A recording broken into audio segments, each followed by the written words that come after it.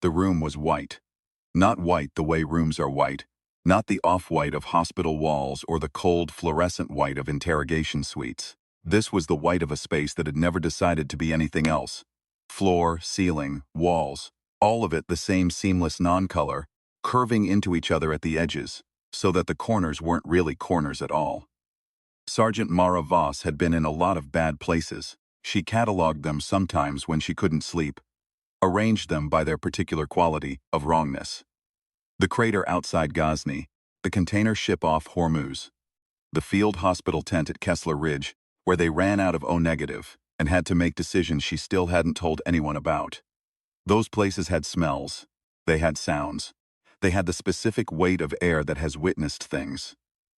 This room had none of that. It was the blankness that woke her more than anything else. The absence of information was itself a signal. She had trained for disorientation, had sat in a spinning chair in a blacked-out room for 6 hours while instructors intermittently screamed questions at her, and she had learned to let the confusion wash around her like water, to find the smallest fixed point and hold it. She held it now, pressure of the floor against her shoulder blades. Gravity was hers. She was lying down, and now she was sitting up, and the room remained exactly as it had been, which told her nothing and everything. She wasn't bound. That was the second thing. Her hands were in her lap. Her boots were on her feet. She was still wearing the fatigues she'd been wearing during the extraction on Kessler 7. The orbital platform, 3 weeks out from the Mars transfer corridor, which they'd been trying to hold against a Vreth advance when the ceiling had come down, and she had. She stopped the memory there, filed it later. The room was approximately 9 meters square. She arrived at that number by pacing it, which took longer than she expected, because the curved corners created a kind of optical illusion, making the space seem to expand and contract as she moved. No doors, no seams that might suggest a door, no fixtures of any kind. The ceiling emitted light uniformly from every surface. Not a light source, but light itself, as if the room were made of it. She supposed it might be. She didn't touch the walls. She sat back down in the center of the floor, crossed her legs, and waited. She had been waiting 40 Nelson minutes. She was estimating from her pulse. She'd brought down to 63 through deliberate breathing when she noticed the other person. That was the wrong word. She understood that immediately, the way you understand certain things in the gut before the brain catches up. The figure was standing at the far end of the room. It had been standing there, she realized, for some time. Perhaps since before she woke, perhaps longer than that. It was roughly human in outline, bilateral symmetry, upright posture, something that could generously be called a head. But the resolution stopped there. Where a human figure would have skin, or clothing, or the specific texture of a living thing, this figure had a quality she could only describe as negative space, as if someone had carved out the shape of a person from the white room itself and left the absence standing. It didn't move. Neither did she. Okay, she said. Her voice came back to her in the room with no echo, which was wrong. Sound should behave somewhere. Even the absence of an echo was a kind of data. She noted it. I'm Sergeant Mara Voss, United Earth Expeditionary Corps, 3rd Interplanetary Division. If you're holding me as a prisoner of war, I'm entitled under the Titan Accords to be informed of the charges and the expected duration of my... The figure raised one hand. It wasn't a threatening gesture. It was something closer to the gesture a conductor makes before the first note. Not a command but an opening, an invitation to listen. From the raised hand a light extended, not a beam. Something softer than a beam. More like the light had formed an intention. It moved to the center of the room and resolved into a shape she recognized, a door. An ordinary door, tangular, with a handle that was almost aggressively normal. Then it showed her the other side of the door, a corridor, a window, stars, Mars, small and russet in the distance. A way out. She didn't move toward it. And what do I have to do, she said. The light shifted again. 3 marks appeared, hanging in the air between her and the figure. She couldn't read them. They weren't in any script she knew, but the figure gestured to each in sequence slowly, the same deliberateness a teacher uses with a slow student. 1, 2, 3, then it gestured to her. Questions, she said. The figure didn't confirm or deny, it simply waited. Mara had read the after-action reports from the first Vreth contact 7 years ago. She'd read every intercepted communication they'd managed to decode, which wasn't many, and every xenolinguistics paper published by the research teams on Titan, which were mostly inconclusive. What she knew about the Vreth was mostly negative knowledge. What they weren't. They weren't aggressive in the way humans understood aggression. They didn't take prisoners for information, because everything they needed they seemed to acquire by other means. They didn't torture. The 2 humans who had been held by them and returned reported nothing except an absence, rooms, silence, and a strange figure that watched them. One of them had been returned after 6 hours. The other had been returned after 3 days, and he hadn't spoken much about the experience except to say that it felt like being read. Mara had thought about that word ever since she read it. Read. Like a document. Like something you extract information from just by looking. "Are you reading me right now?" she said. Figure tilted its head. The first movement it had made, other than the raised hand. "You are," she said. "Okay, fine, read away. But I'm going to need to understand what the 3 questions are before I decide whether to answer them." Another long stillness. Then the light moved again. And this time what it showed her wasn't a symbol or a door. It showed her a man's face, old, weathered, the particular erosion of someone who spent decades in wind. She didn't know him. She looked at it for a long time and then understood. It wasn't showing her someone specific. It was showing her the concept of a person, the concept of someone for whom something was true. It was trying to translate. "You want to know what?" she said. "What I fear." Figure's hand moved, and the light moved with it. And this time she recognized the shape before she could stop herself. The corridor outside the medbay on Kessler 7. The specific smell of recycled station air and medical-grade antiseptic that had become, over the 8 months of the posting, as familiar as the smell of her own quarters. And then the corridor buckling. The emergency lights going amber, then red, then nothing, and her own hands in the dark reaching for. She shut it down. "Don't," she said. "I didn't agree to that." The light receded immediately. That surprised her. She'd expected it to push. The way everything that wanted something from her pushed. Interrogators pushed. Senior officers pushed. The war itself pushed. From every direction, without stopping. This figure simply stepped back with the light and waited, and somehow that was worse. "What I fear," she said. Her voice was level. She'd worked a long time on keeping her voice level when it didn't want to be. "You want me to tell you what I fear. And if I answer all 3 questions honestly, you let me out." She looked at the door still hanging there in the light, the stars on the other side of it. "What are the other 2? The figure moved again. 2 more images, quicker this time, as if it understood she'd caught up. The first was a light that moved toward something, a gravitational pull, an orientation, a turning toward. The second was a scale, one side a weight, the other side empty space. "What I love," she said, "and what I'll give up." She sat with that for a while. The room was white and silent, and the figure waited the way only something truly alien can wait. Without impatience. Without even the performance of patience, which is itself a kind of impatience. It simply was there, in the way a mountain is there, without opinion about duration. Mara had been in rooms like this before. Not this room, nothing like this room, but the state of it.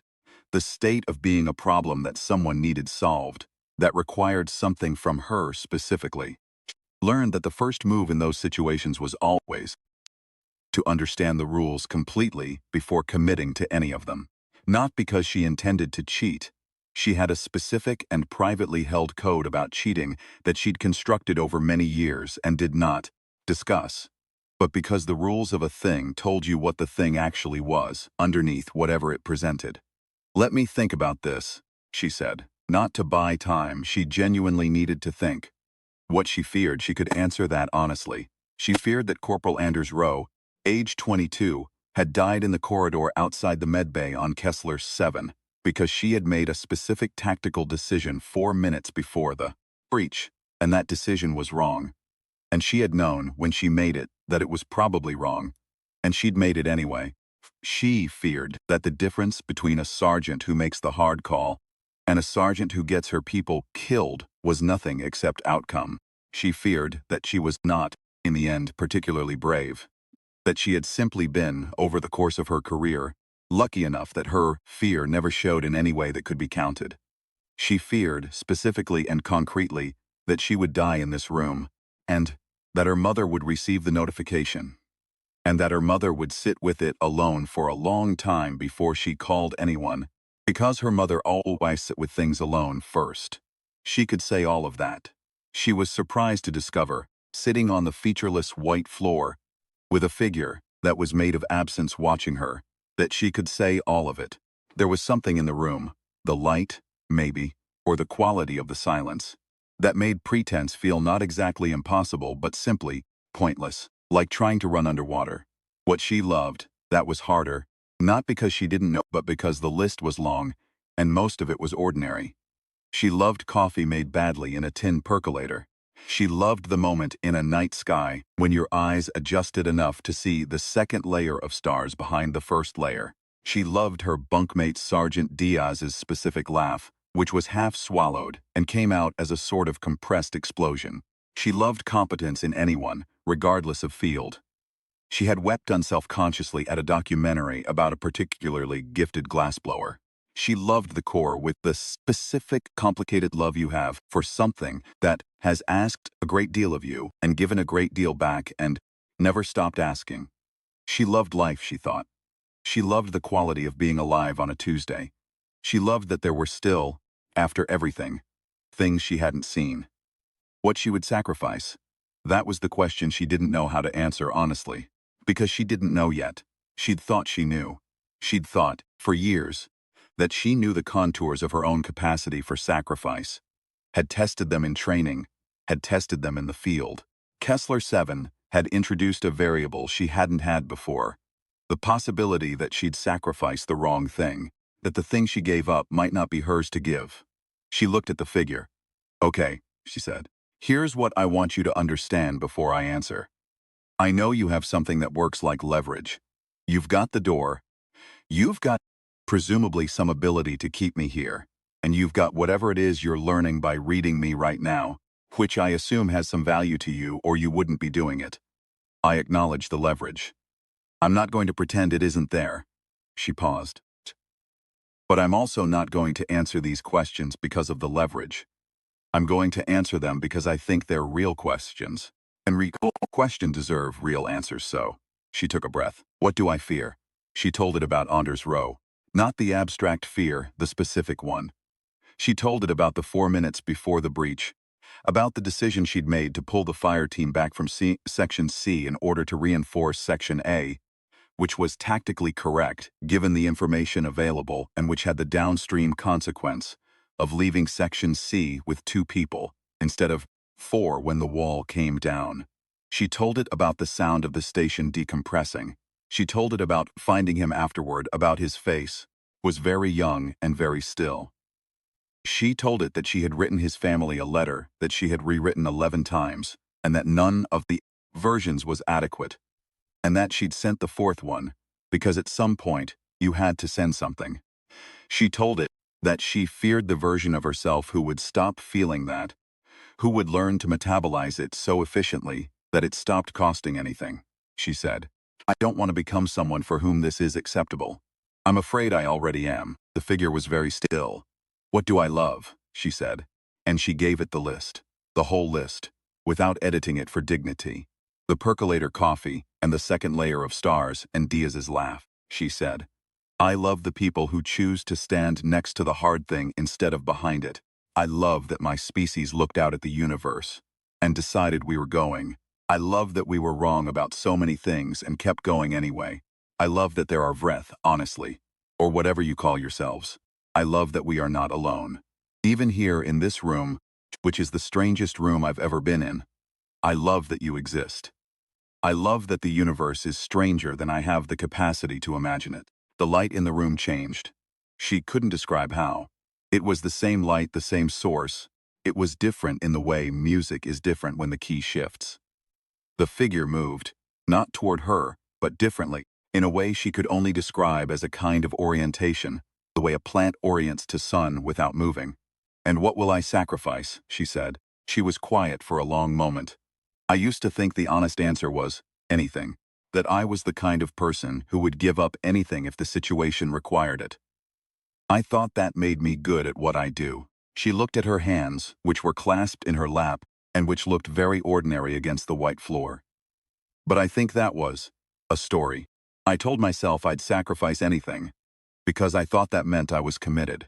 Really, it meant I hadn't thought hard enough about what anything meant. She looked up at the figure. What I will sacrifice is this. I'll sacrifice the story I tell myself about why I made the decisions I made. I'll stop calling it tactics when I mean I was afraid. I'll stop calling it discipline when I mean I don't know how to ask for help. I'll sacrifice the version of Mara Voss who makes everything abstract enough that it stops being personal. She paused. That's what I can give up. I can give up the comfortable distance between who I am and what I've done. That's real. That costs something. And that's my answer. The figure stood in the white room. Then it did something it hadn't done before. It raised both hands, not one, and the light moved between them. The 3 marks she'd seen before appeared again, but they were different now. Altered in some way she couldn't read. Like the same word written in a different hand. The figure looked at them for a moment, and then it looked at her, and then it looked at the marks again. It was, she realized, answering her. She didn't understand what it was saying. She didn't have the language for it. But she watched it very carefully. The way you watch something you know is important even when you can't parse, and she filed every detail. The way the light moved between its hands. The sequence the marks appeared in. Particular quality of its stillness between marks, which was different from the stillness before. Denser somehow, more considered. When it finished, it lowered its hands, and the door was still there, still showing her the corridor and the stars and small red Mars in the distance. Wait, she said. The figure waited. Was that an answer? To something? The figure's head tilted, the same tilt as before. I asked you something, she said. Didn't I? When I said I love that you exist. When I said I love that we are not alone. She was working it out as she spoke, which she knew was a habit her commanding officers found maddening and she'd never been able to break. That was a question, actually. Just phrased like a statement. Are you alone? The light shifted and the marks appeared again. The same 3, the same sequence. And Mara Voss, Sergeant, United Earth Expeditionary Corps, 3rd Interplanetary Division, looked at them for a very long time. "Okay," she said quietly. "Okay." She stood up. She walked to the door in the light, which felt like walking through warm water, a slight resistance that wasn't quite resistance. She put her hand on the handle, which felt exactly like a handle, smooth and solid and absolutely real. Then she stopped. "I want to come back," she said. "If that's possible, I want to talk more." She looked back at the figure, which was still watching her with that perfect orienting stillness. "I have questions too. A lot of them. I don't know if your 3-question framework has a reverse setting, but I'm willing to find out." The figure raised one hand again. Not the opening gesture this time.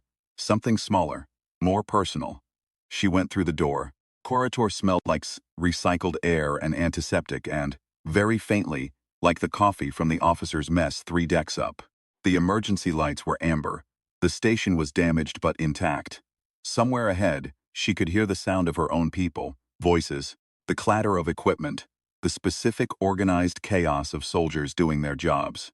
She stood in the corridor for a moment, with her hand still on the door handle behind her, feeling the gravity of the place was the same gravity as before, continuous and indifferent, and hers. When she turned around, the door was gone. The wall was a wall. She stood there for another moment. Then she started walking. She found her unit at the emergency muster point on Deck 4, which was where Doctrine said they would be, and Doctrine was right. Diaz was the first one who saw her coming. And Diaz's face did the thing faces do when you see someone you'd written off. The involuntary recalculation, the almost physical shock of updating an assumption. He covered it fast. They all did, they were soldiers. But she saw it, and she loved him for it. Loved the fact that it had shown, loved that he hadn't been able to help it. "Voss," he said. "What the hell?" "Long story," she said. "Status. Forms holding." Vreth pulled back 2 hours ago. He was looking at her, the way people look at something they're not sure is real. "Where were you?" "I'll debrief properly," she said.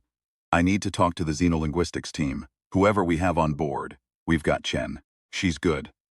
Get me, Chen. She looked at the corridor behind her, which was just a corridor, which had always been just a corridor, and coffee. If there's coffee. There's always coffee, he said. She followed him down the corridor toward the sound of her people, and she didn't look back. There was nothing to see. But she thought about the 3 marks in the light, the sequence they appeared in, the way the figure had stood with its hands raised in what she was now fairly certain was not a performance and not a test, but simply an answer, given honestly to a question it had apparently never been asked before. 3 marks, 3 things, in sequence. She thought about them all the way down the corridor, turning them over the way you turn a word over in an unfamiliar language, trying to hear the shape of it before you understand the meaning. She had some ideas. Chen was young, prized her every time. The xenolinguistics team always looked young because they were recruited early, in their late teens, before the linguistic habits had calcified. She was sitting in the secondary communications bay surrounded by screens and had the look of someone who'd been awake for 30 hours and had stopped noticing. She looked up when Mara came in and registered the fatigues and the look on Mara's face. You were in contact, she said. Not a question. Yes, how long? I don't know exactly. Several hours, I think. Chen pulled a chair to her workstation. Tell me everything. So Mara told her. All of it, the room, the figure, the light, the marks. Questions. She'd told the story of Kessler 7th once already today, to an alien. And so the second telling was easier. And she noticed that too. She told Chen about the 3 things she'd answered, and the 3 marks the figure had shown her afterward. Chen was very still by the end of it. It answered you, she said. I think so. It's never answered anyone. She turned to her screens. The 2 previous contact survivors. They both described the same session. The 3 questions, the door, the waiting. Neither of them described any response from the figure. It waited while they answered, or while they didn't answer, and then it either let them out or it didn't, and that was it. No, she gestured at the air. No conversation, no exchange. Maybe they didn't ask anything, Mara said. Chen looked at her. I mean, Mara wrapped both hands around the coffee Diaz had brought. It was hot and bad and excellent. Maybe they were too focused on the 3 questions. The condition of the room. If you're trying to get out, you're focused on the conditions of getting out. You're not looking at the figure and thinking about whether the figure might be lonely. And you were. I was. She paused. I mean, eventually. After I answered the questions honestly and the door was there and I should have just left, she shrugged. I find it hard to leave conversations. Chen turned back to her screens. She was quiet for a moment, pulling up files, cross-referencing something. Then she said, without turning around, the word for the session, the Vreth word, the one that showed up in the first communications we intercepted and decoded, the one we think refers to this practice. It doesn't translate to anything we have a word for. Closest literal translation is something like the process by which truth becomes mutual. Not interrogation, not assessment. Something closer to, she searched. Reciprocal disclosure. You show me yours, I'll show you mine. Mara drank her coffee. We've been getting it backwards, she said. I think so, yes. We thought they were interrogating us, testing us, reading us like documents. She set the coffee down. It wasn't a test of whether we were worth releasing. It was an invitation. They were waiting for us to ask something back. The whole framework, the 3 questions, the room, the figure. It was all set up as an exchange, and we kept treating it like a one-way thing. She looked at her hands again. Because that's what we expected. Because in every contact we've had, across every conflict, every negotiation, every first meeting with something we don't understand, we've walked in expecting to be interrogated, expecting to have to prove ourselves. So we did, Chen said, and we passed the test we invented and went home. And they let us because their Mara started again, because they're not our enemy. I don't think they ever were. I think they're the other side of this we started, because we couldn't tell the difference between being studied and being threatened. The communications bay was quiet except for the hum of equipment. Somewhere in the station, the emergency lights shifted from amber to white. Mara looked at the walls, which were not the same white as the room. This was a working white, a functional white, with the scuffs and stains of a place where things happened. She liked it better. What did it show you? Chen said. When it answered, the 3 marks, what do you think they were? Mara was quiet for a moment. I think, she said carefully, the first one was what it fears, and the second was what it loves, and the third was what sacrifice. She paused. I think its answers were, I couldn't read them. I don't have the language. But the shape of the third one, the way the light moved when it showed me the scale from before, the empty side of it. The sacrifice, Chen said. I think it said, the silence. Mara looked at the door of the communications bay, which led to the corridor, where the wall was just a wall. I think it said it would sacrifice the silence. I think that means it was asking me to come back. Chen turned in her chair and looked at Mara for a long moment. I'll need a full debrief, she said. Formal record, command review, the whole thing. This is, if you're right, this is the most significant contact event in 7 years of war. I know. Going to want to send a team, a dedicated contact unit. I know. Are you volunteering? Mara picked up her coffee. It had gone cold. The way coffee always went cold the moment you stopped paying attention to it. She drank it anyway. I said I'd come back, she said. I meant it. She thought about the room. The specific quality of its silence. The figure standing in it with perfect patience, waiting for the thing it needed that no one had thought to give it. A question in return. She thought about what it must be like to have asked, in the best way you knew how, the most important questions you had, and to receive only answers, complete, honest, fully offered answers, and nothing else. To do that over and over, with being after being. Across however many years, the Vreth had been running these sessions, and to wait each time for the moment when the other being would look up from their own need and notice you. She thought about that for a long time. Then she went to find the debriefing room, because she had things to tell people, and she decided she was going to tell them true. Outside the station windows, Mars hung small and patient in the dark, the way it always had, the way it would continue to do, long after all of this was resolved or wasn't. The stars were there too, in their 2 layers. The first layer bright and immediate, the second layer faint and deep, visible only to eyes that had adjusted. If you looked long enough, there was always more than you'd first seen. That was, Mara Voss had decided, best thing about looking.